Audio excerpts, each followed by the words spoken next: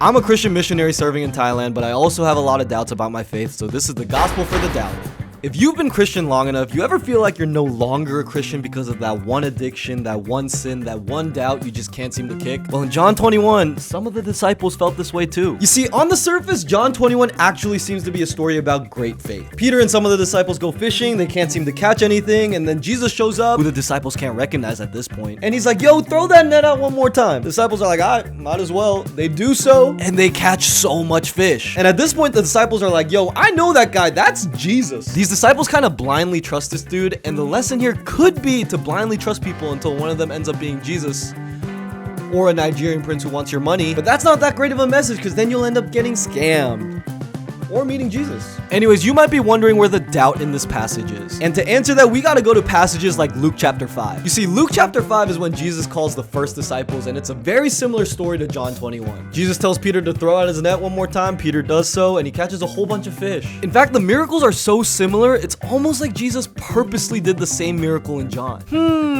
Why though? I think it's because in Luke, Jesus actually uses this miracle to call Peter to leave fishing behind and to go catch men. And no, he's not talking about prostitution. Peter's not supposed to catch fish anymore. That is not God's calling over his life. So when he goes fishing in John, that is sin. That is doubt. That is a lack of faith. And so the miracle Jesus uses in Luke, he uses again in John as if to remind Peter, hey man, remember the last time this happened? Remember what we talked about?